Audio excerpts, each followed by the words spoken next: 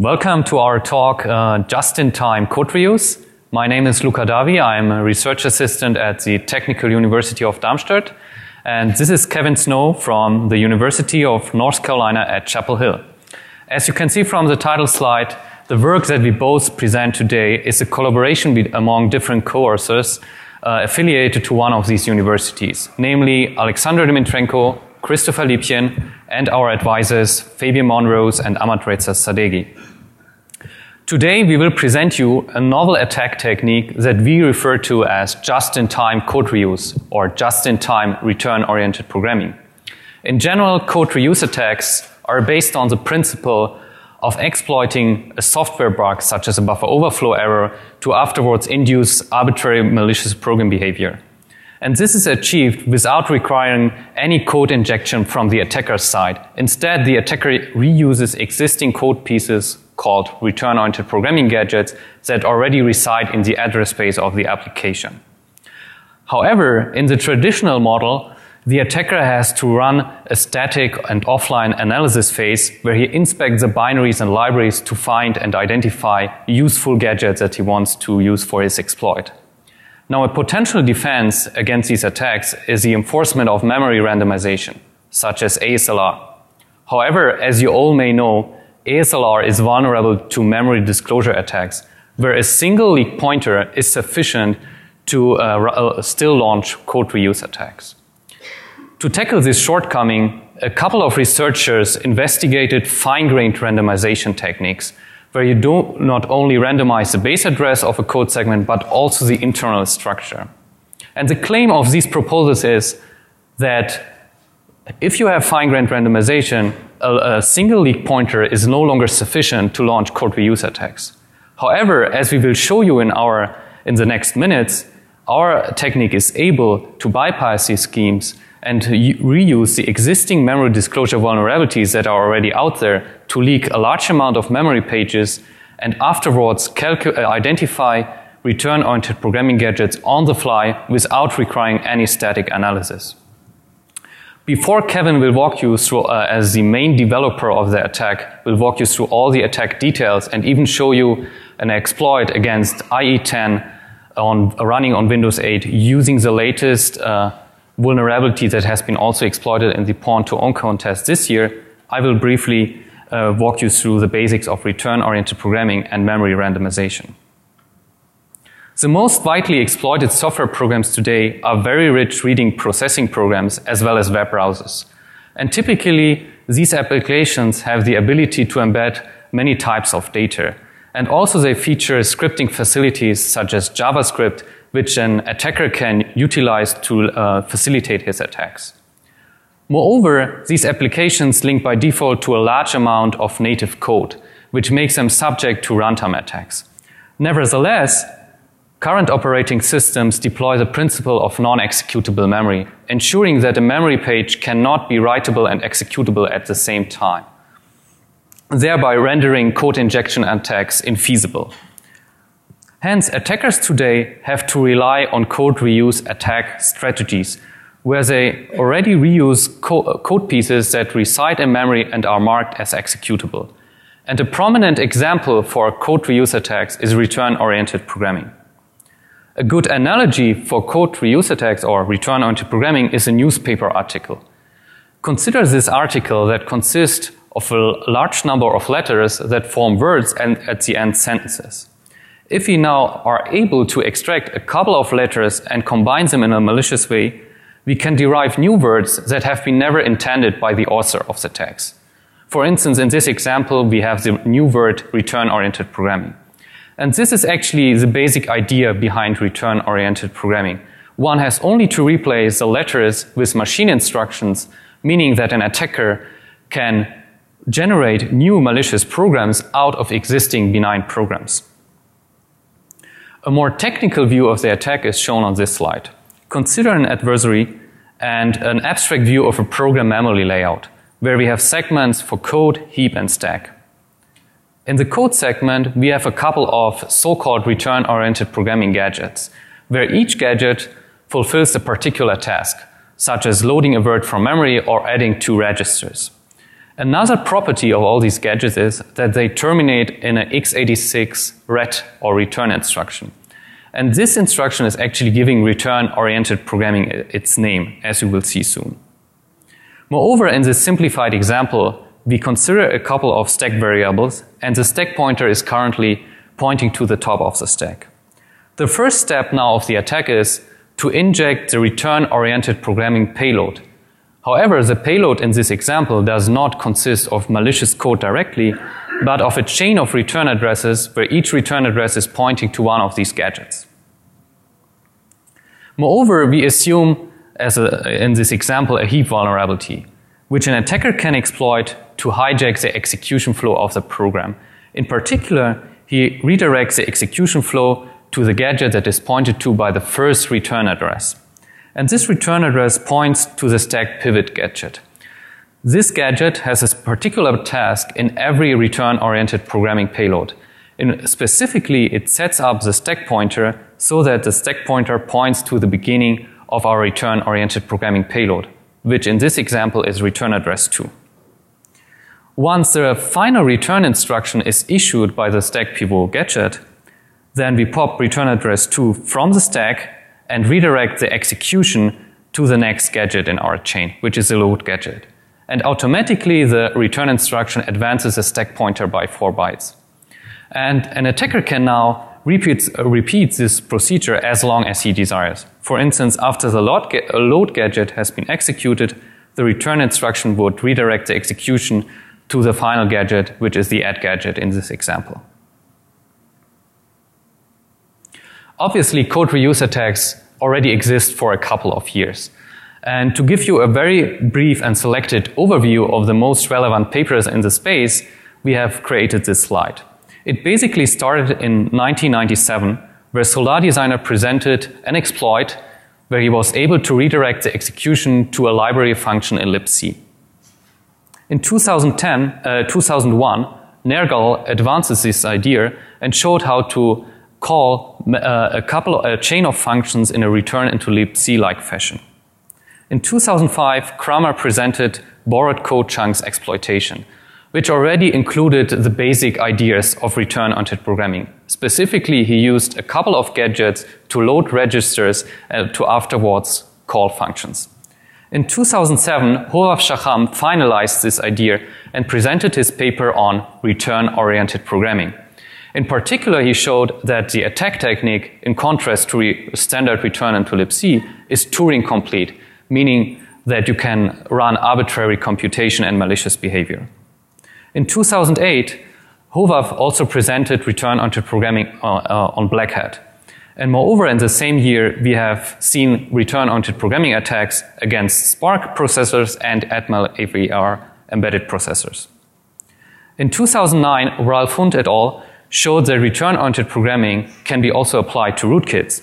Moreover, in the same year, FX Lindner showed return-oriented programming against Cisco routers, and Charlie Miller and Vincenzo Yuzzu showed an exploit against iOS running on ARM processors.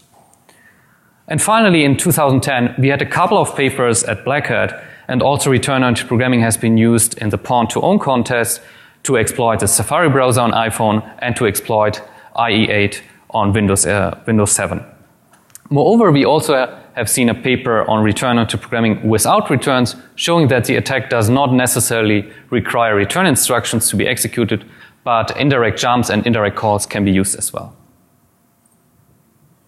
However, all the mentioned works require that static analysis phase to identify the gadgets that an attacker wants to leverage in his attack.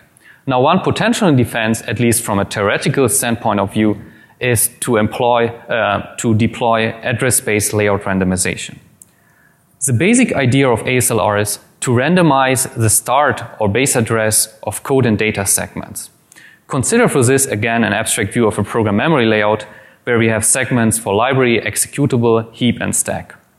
If the application is restarted, then all the base addresses get randomized, and an attacker can only guess where his gadgets and code that he wants to reuse resides in memory. However, ASLR is vulnerable to memory disclosure attacks, where an attacker retrieves a single runtime address, and based on that runtime address, such as a leaked function pointer, he adjusts all the addresses pointing to its gadgets by the randomization offset. This attack is possible because ASLR only randomizes the start address, but the internal structure remains the same. A more detailed example of a memory disclosure attack is shown on this slide, where the example is taken from Serna's last year's talk at Black Hat. Consider a couple of objects on the heap, where the first object is a vulnerable object that contains, as a member variable, a buffer. Afterwards, we have a JavaScript string, and finally, an object that contains some interesting function pointers that we want to read.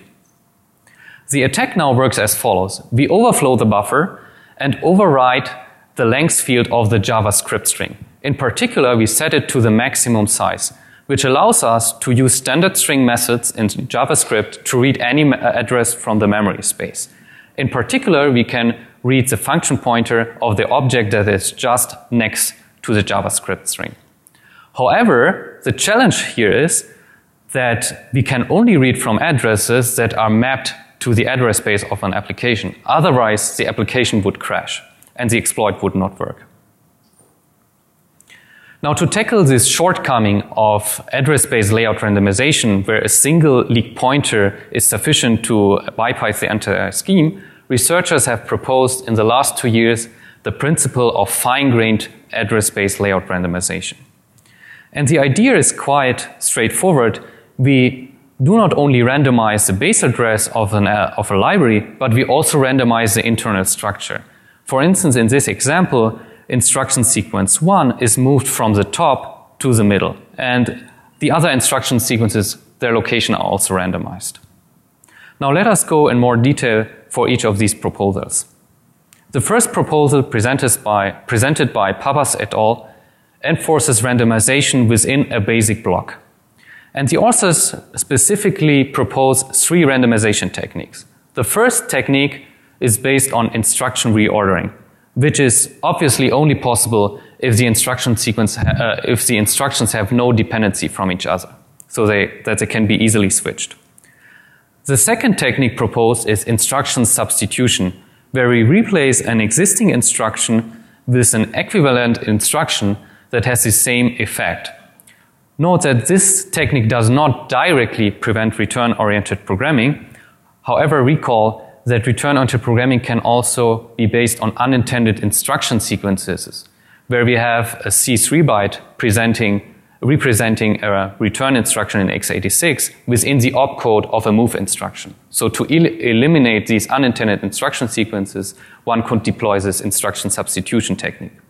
And finally, the authors propose register reallocation. If this is, for instance, possible if a register is free to use, then we can replace that with another register.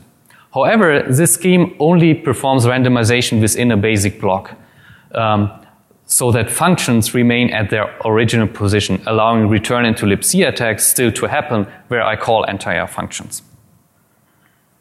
The second proposal uses basic block randomization or basic block permutation. And the idea is as follows. Consider we have 3 basic blocks in our program, and each basic block consists of 2 instructions, where we have also a call instruction that in BBL1 that calls the BBL3. Now we reshuffle all the BBLs in the memory so that they get a new position. So BBL1 is moved to the bottom, BBL2 to the top, and finally BBL3 to the middle. This reordering also involves adjusting memory addresses. For instance, the former call to the address of 10FF has now to be adjusted to 10A0 because BBL3 has moved its position. Moreover, the return instruction issued in BBL3 will target the instruction following the call instruction in BBL1. Hence, we have to add another jump instruction to preserve the semantic original flow of the program. As you can see, this technique requires a lot of binary rewriting techniques, which is a challenging task. The final randomization technique that I want to present is instruction location randomization technique. This technique offers the highest entropy for randomization. It basically randomizes the location of every instruction in the memory. So if we have an example of 6 instructions, then all these instructions are distributed over the entire memory. And again, we also have to adjust memory offsets. At runtime, the program is loaded into a binary instrumentation framework, and the execution is guided through a so-called false-through map, which indicates which instruction needs to be executed next. And obviously, this entire binary instrumentation framework induces a lot of performance penalties and also uses the benefits of cache models because every instruction is distributed in memory.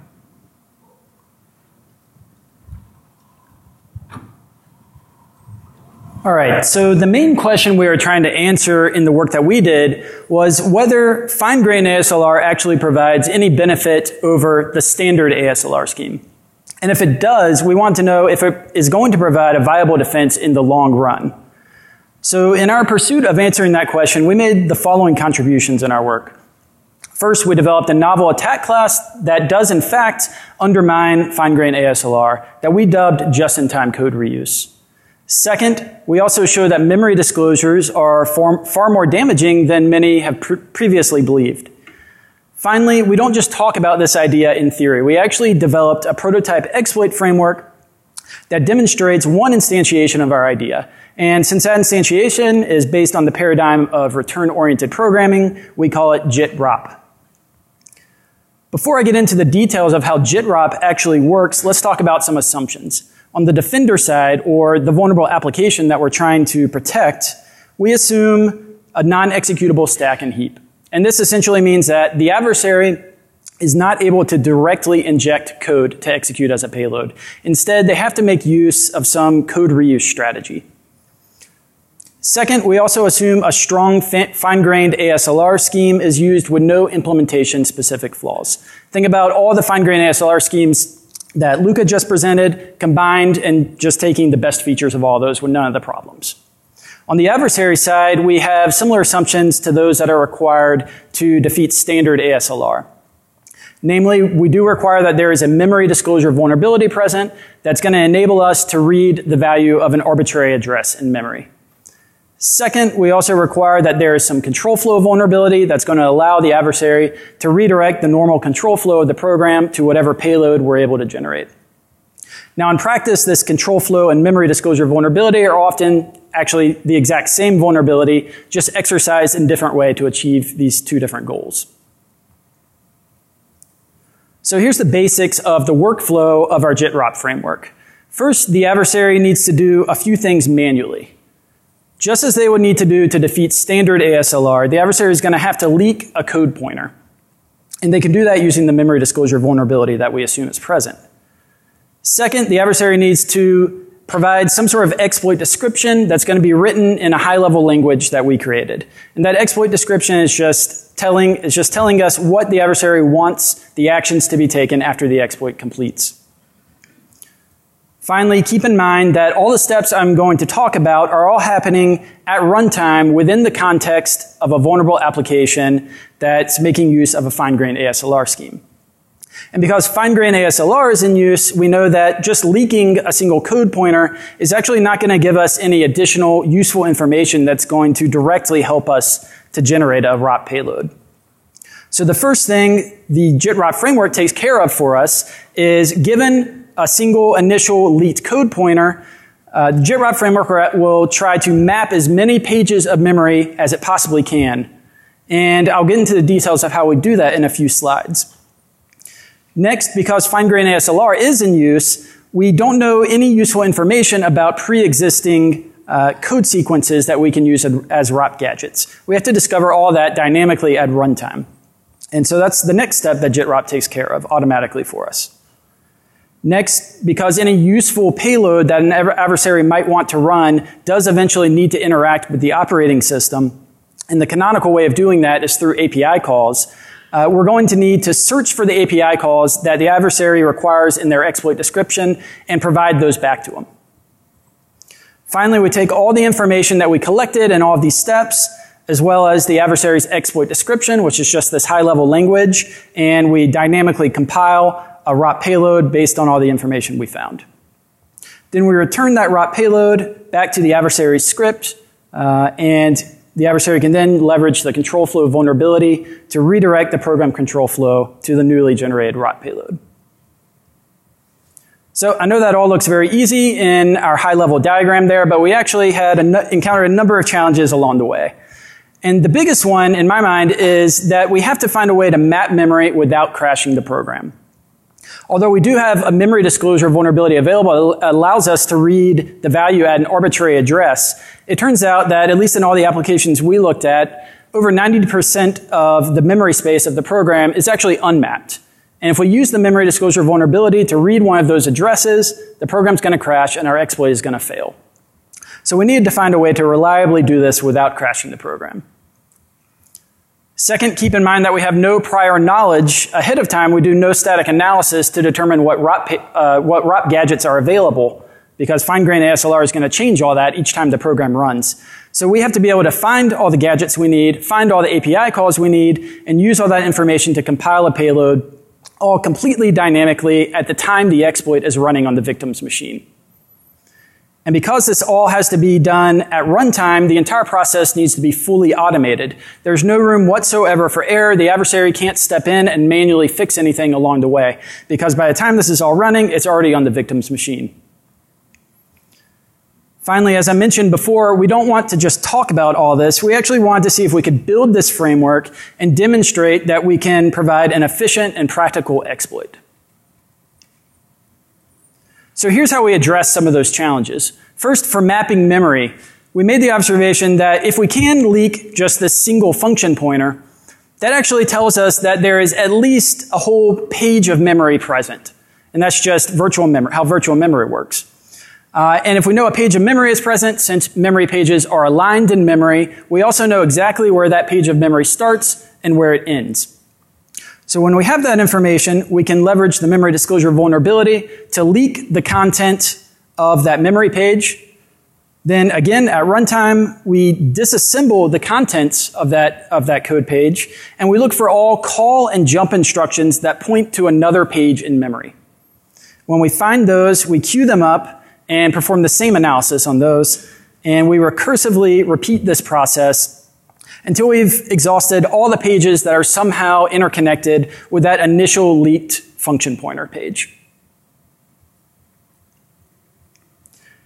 Now that we have all the pages that we need, the next step is to look at API calls. Now consider that the adversary might want to write a payload like this. And this is your classic download a file from the web, then execute it, and try to cleanly exit the process payload.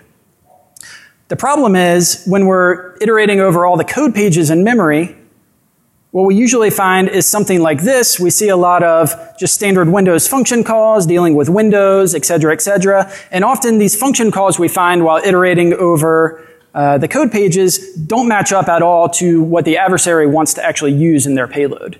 So we need a way to actually find or look up those API calls. So as it turns out, something that is very common in almost all programs is dynamically loading both libraries and dynamically figuring out where function pointers are. And those are done with the API calls, standard Windows API calls, load library, and get proc address. And as it turns out, these are scattered throughout most code pages. So our solution, instead of actually looking for the API calls that the adversary really needs, we just look up the load library and get proc address calls, and then require that the adversary writes a payload where all of the API calls need to be dynamically looked up using the ROT payload itself. So the payload on the left would need to be rewritten to look like the payload on the right, and this is very similar to how our high-level language looks. Essentially, it's just loading a library to get the address of that library, then getting the address of the URL download to execute function, and then calling that function and continuing on. And here the @ symbol you're seeing simply represents the return value of the last function.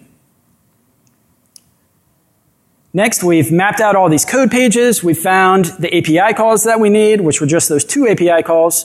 The next step is to actually look for useful sequences of code that we can use as gadgets in the next step when we compile a payload.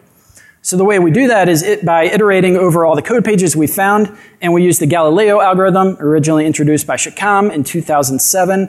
And all that algorithm does for us is give us an efficient way to extract all the short code sequences from all the pages of memory that we've found.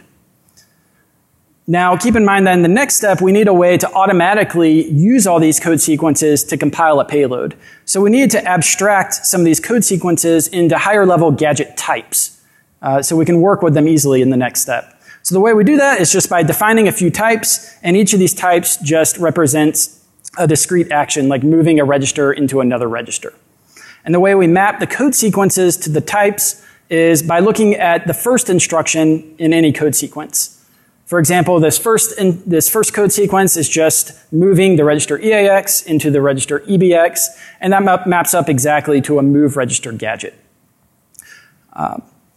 We also iterate through these, and if any of the instructions, the first instructions in the sequences doesn't map up to one of our gadget types, that's not useful to us, so we just get rid of it. Next, the first code sequence is actually just represented by one single instruction.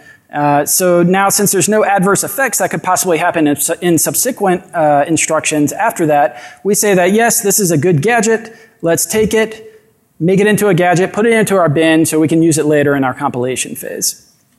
When we do have more than one instruction in a sequence, we need to examine all the subsequent instructions and make sure that they're not going to perform some action that's going to crash the program potentially. So if we look at this second instruction sequence with a pop EAX, that's simply loading a value into the EAX register, then we are moving the EAX register into the memory address pointed to by the ECX register, but we haven't previously defined ECX potentially. So this is something that could potentially write to an address that's not mapped into memory and could potentially crash the program. So we do our entire gadget analysis very conservatively, and for these situations, we just say we don't want to use that, we don't want to take the chance, and we discard that.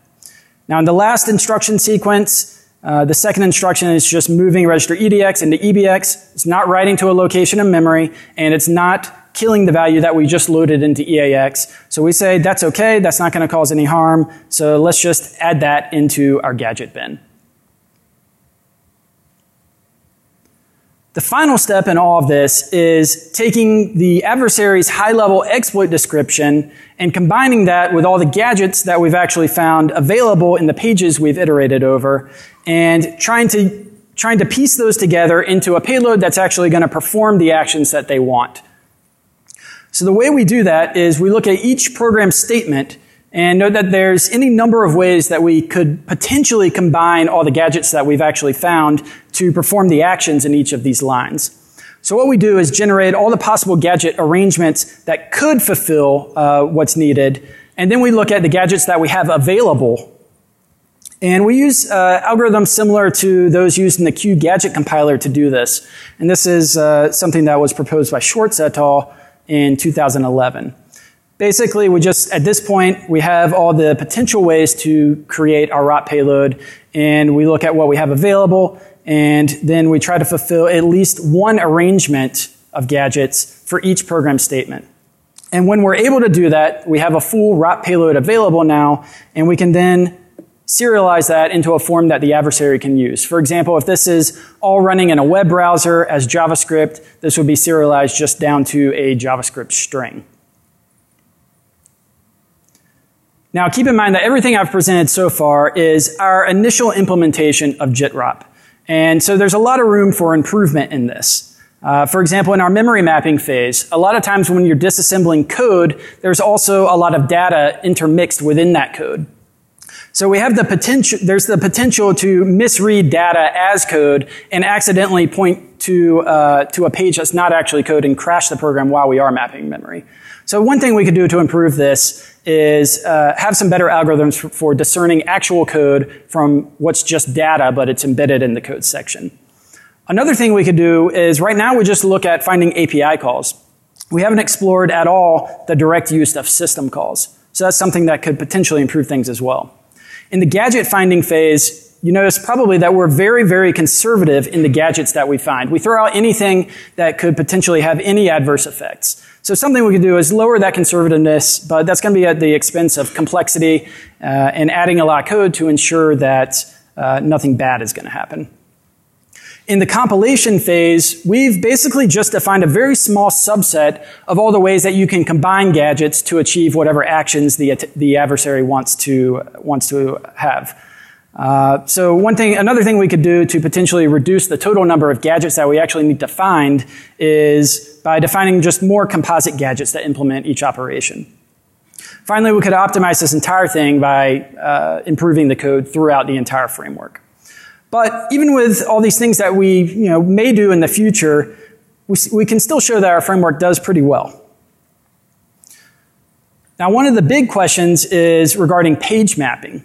And since all of their steps in our framework rely on our ability to map out a large number of code pages, to find gadgets within them, to find API calls within them, it's worth looking at how well we're able to do that page mapping in detail. So one of the questions that comes up is, are there actually enough function pointers on the heap or the stack that we can leak in order to map out a significant chunk of the application's memory? So we sort of took the easy way out of this question, and we just assume for all of our experiments that you only need to leak a single function pointer.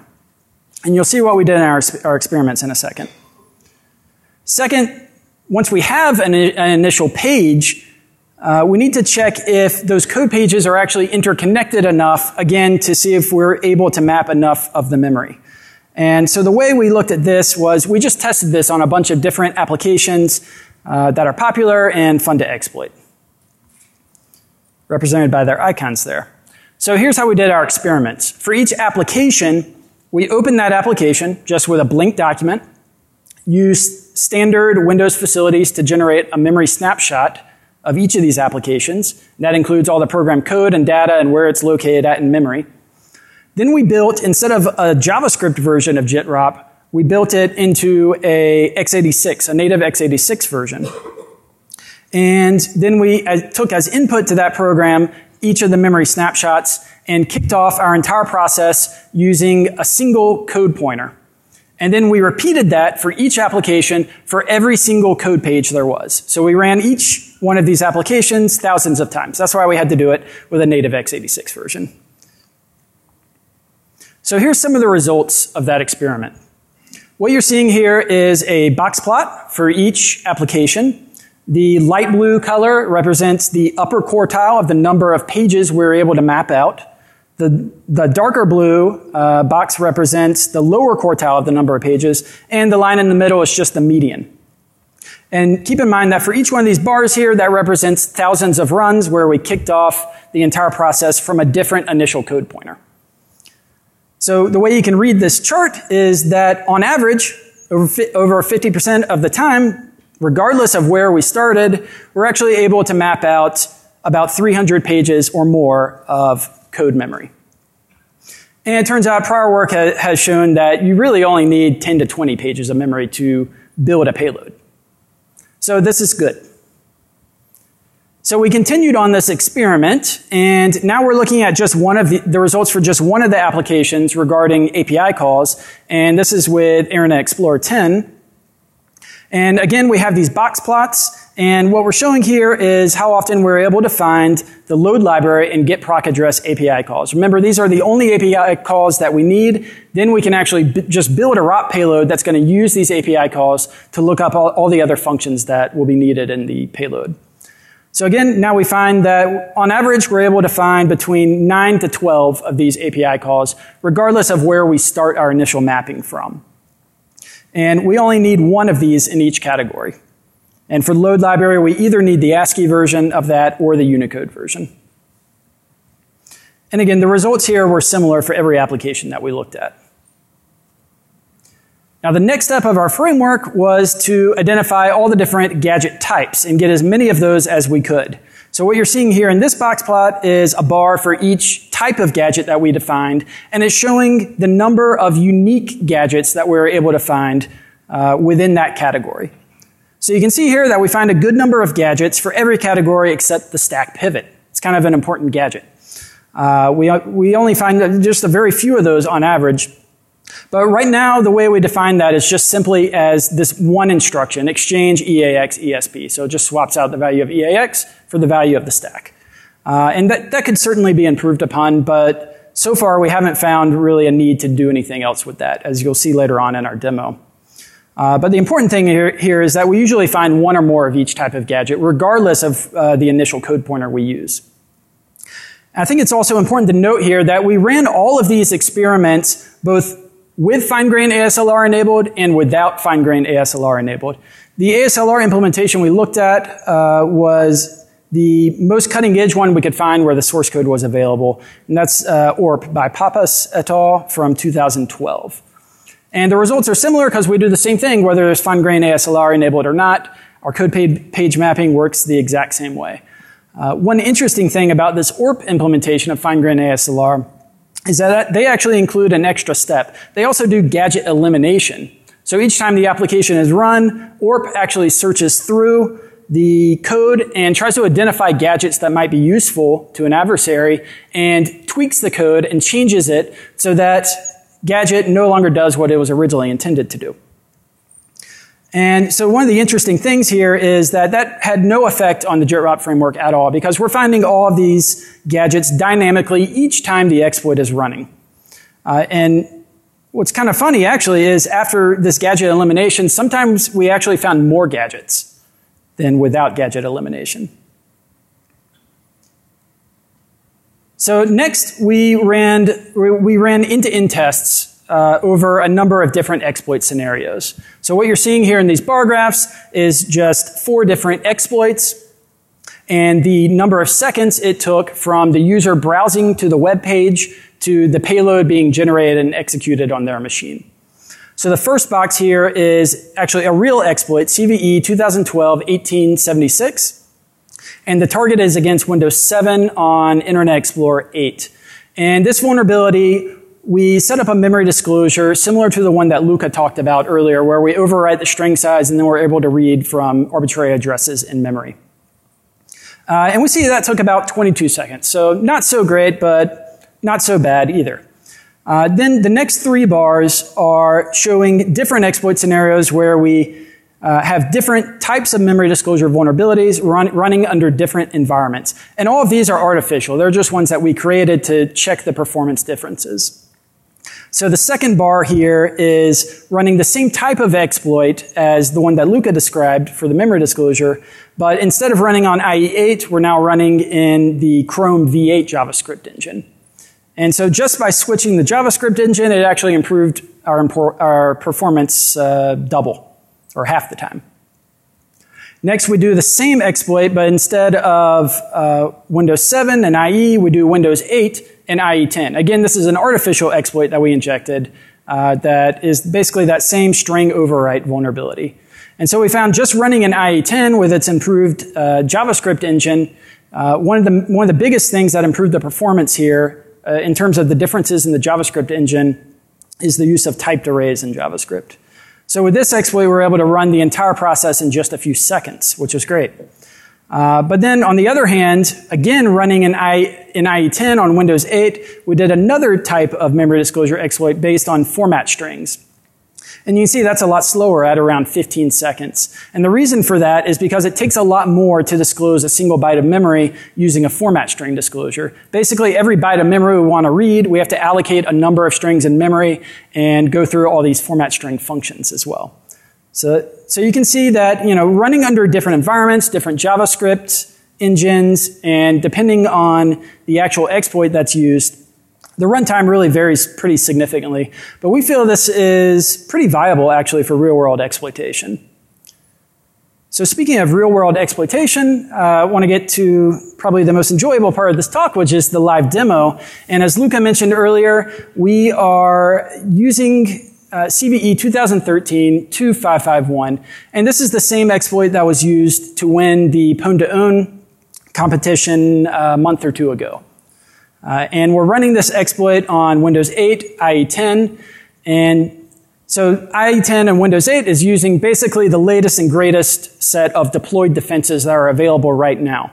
But at the same time, JIT-ROP is targeted to work against fine-grained ASLR, which is actually not implemented at all in IE10, Windows 8.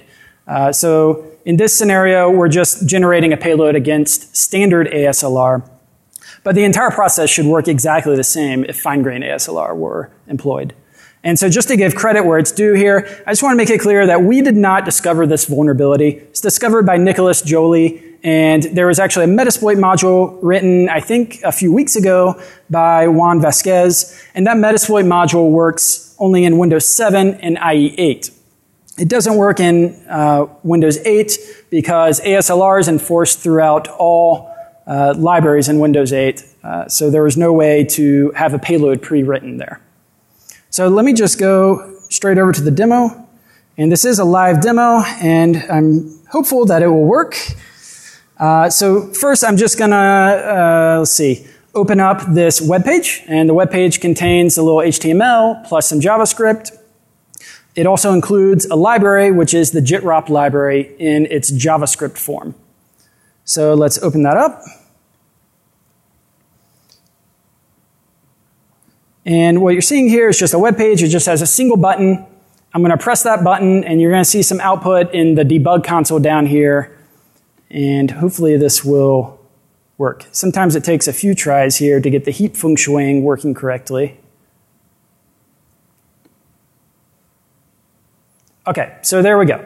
So what's happening right now is the memory disclosure vulnerability was used. It found a initial code pointer and provided that initial code pointer to the JITROP framework. So that's it. From there, the JITROP framework takes over and uses that initial pointer to try and map out as much memory as possible, to try and find all the gadgets that are going to be needed to build a payload, find all the API calls that are needed by the exploit description, and then it'll compile that payload and return it just as a JavaScript string. And this particular exploit takes about 20 seconds to run, as you saw. So let me just show you real quick, before I trigger the exploit, what kind of debug output we get here. So again, keep in mind, this is all running just as a JavaScript library. So what we get here is first an output of all the gadgets we found, organized by category. So we have no-op gadgets, jump gadgets, we have stack pivots. Now you saw earlier that one of the ones that we have the most trouble finding is this exchange instruction, but in this case we found 19 instances of it, so there's no problem here. We have pushes, we have things for moving values between registers, loading values into registers, some arithmetic gadgets, things for loading and storing into memory, arithmetic versions of those, and after all the gadget output, we're showing the API calls and how many of those we're able to find. And remember, we're just looking for get proc address and load library. In this case, we found 22 instances of get proc address on the pages that we iterated over. And we found only one instance of load library, and it's the Unicode version of that. Even though we found only one, that's all we need to build the payload. So after that, the payload has already been built. And this is just a textual representation of what that payload looks like. It's just listing all the gadgets out, and the values are loaded into various registers, etc., etc. So this particular payload, let me show you what we're actually trying to compile.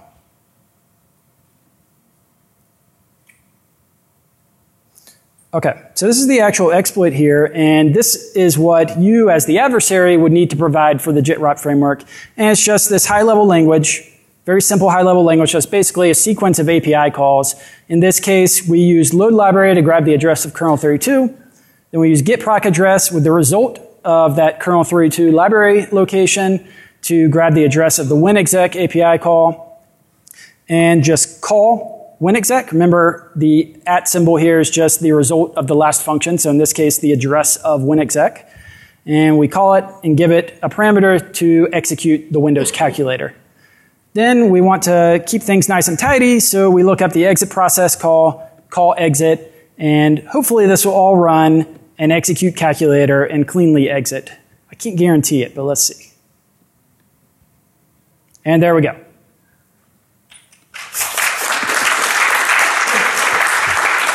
And I have a few more payloads that I want to show you. Let me check how I'm doing on time. Okay, great. So I think I have time to do this.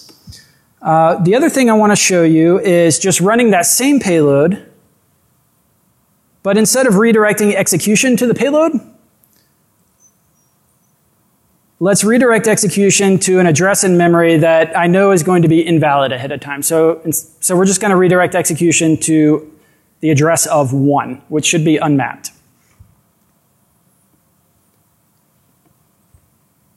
Okay, let's go.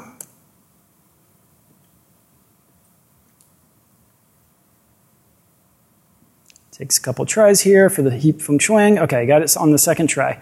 So now again, we're just mapping out all of the code pages that are available, finding all the gadgets, finding all the API calls that we need.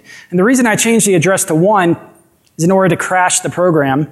And I want to crash the program because after that happens, I'm going to open it up in a debugger so you can actually see the ROP gadgets as they execute. So while this is running, it takes about 20 seconds or so. I can give you a little preview of some other payloads I'm going to show you. So this is just your standard does it work payload, a Windows calculator. The next one I want to show you after I go through this debugger is just to show you that we can do a lot more complex things with this very simple high-level language. And here I'm just chaining together a whole bunch of calls. I'm going to open a whole bunch of calculators. I'm also going to write some data to a file. Then I'm going to open up that data in Notepad so you can see that it was written. And then again, cleanly exit. Let's check on this here. Okay, so we're all done again. What I need to do is, in the debug output, I'm outputting the address of our payload. But remember, we're going to redirect to an invalid address, so it should crash when I close this. Okay, it crashed, so let's open it up in the debugger. This is just a Munity debugger. And I hope you guys can read this when it comes up. It does take a second. Okay. All right, so let me just move this around a little bit so you can see it. Okay, so what you're seeing here is in this top left window is the current code that's being executed. In the right-hand window is the current value of some of the registers. And you can see in EAX is 1, which is what we put there. And on the bottom is the current values of what you see on the program stack.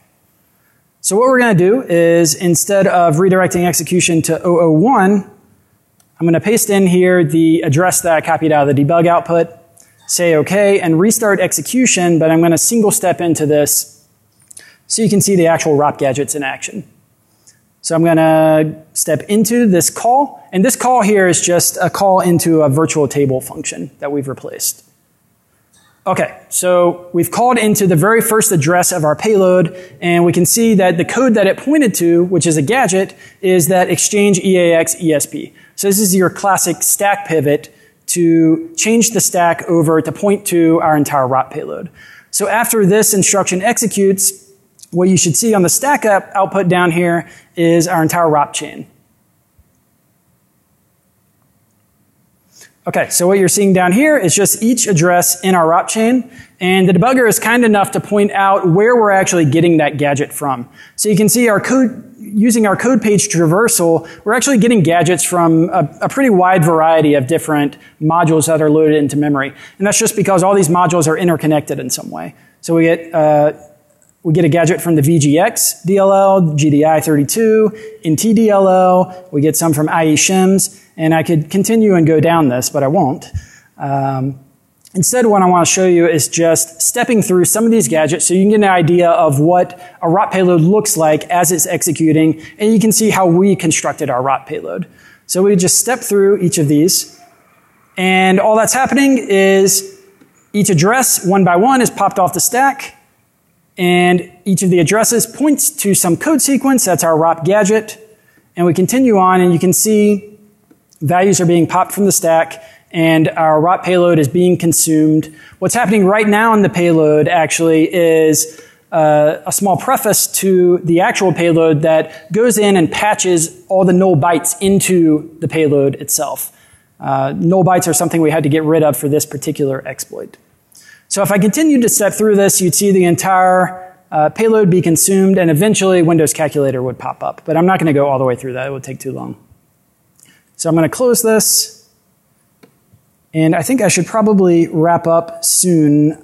So maybe I'll skip this very large payload, and instead I want to jump to what would be what most real-world adversaries will be interested in doing, which is downloading a file from the internet and then executing it as a payload. So let me just change the payload that's going to be built and executed here to this download exec payload. And I got to remember to redirect execution to the correct place. Okay. That's that, and we can now run this.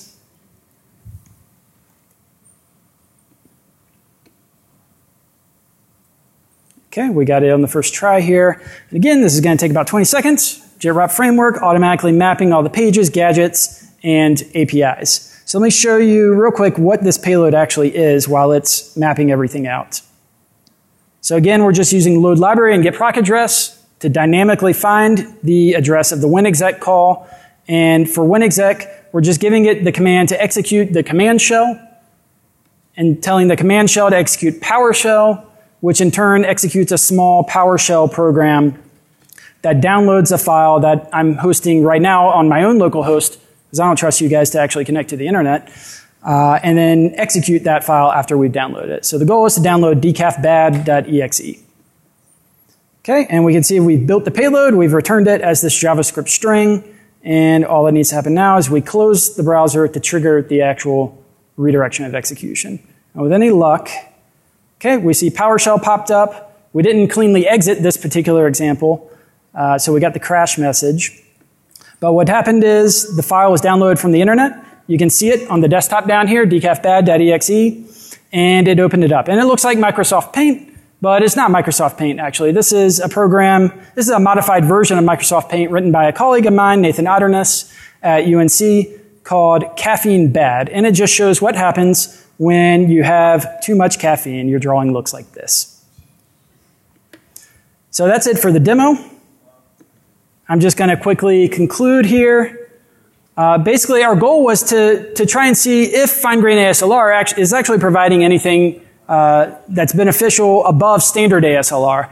And I think we've pretty clearly shown here that there is real no advantage to fine-grained ASLR. And a lot of people will suggest these quick fixes like, okay, it takes 20 seconds or so sometimes to generate a payload. Why not just re-randomize periodically? Well, we could do that, but to do it fast enough to where it's actually going to prevent this sort of attack, it turns out that the performance trade-off in doing that is just way too impractical. So what I think is that we need to move towards more comprehensive mitigations like, for example, control flow integrity. And we need to not just look at these comprehensive mechanisms, but we also need to find practical solutions, so efficient solutions that don't take much runtime overhead to do. So personally, what I'm working towards and what Luca is working towards is more efficient, fine-grained control flow integrity and data flow integrity mechanisms. And so that's it. I think we'll take some questions now, if we have time.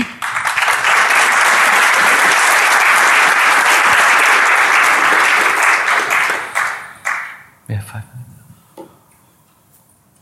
Questions?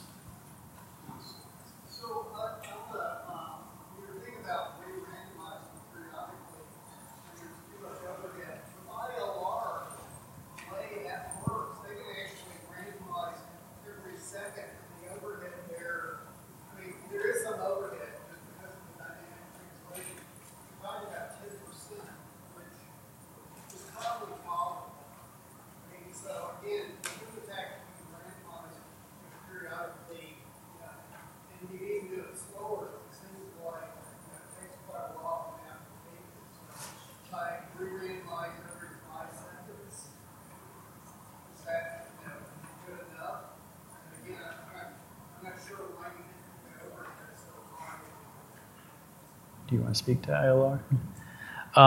So it depends, of course, which kind of randomization you enforce. So the paper that we have read about re-randomizing periodically was also reshuffling and enforcing fine-grained randomization. And there the overhead was quite big, and they could only do it for a specific kernel. So I'm not aware of the work you are referring to, but the overhead should be quite high if you, in particular, if you want to re-randomize all the libraries that are included into your program. Yeah, the techniques using software dynamic translation. So code basically being put in a code cache, and all software dynamic translators allow you to flush that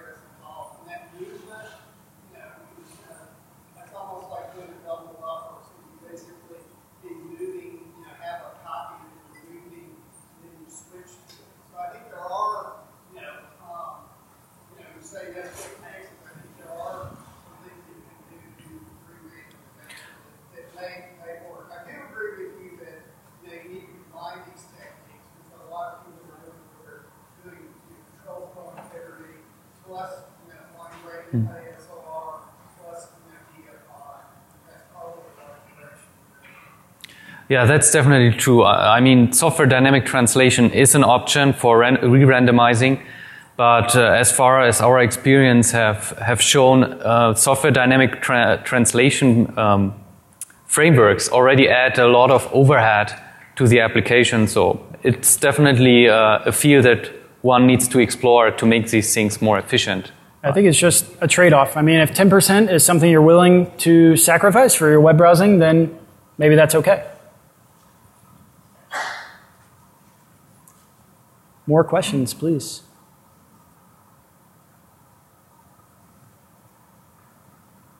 I think everyone is hungry for lunch.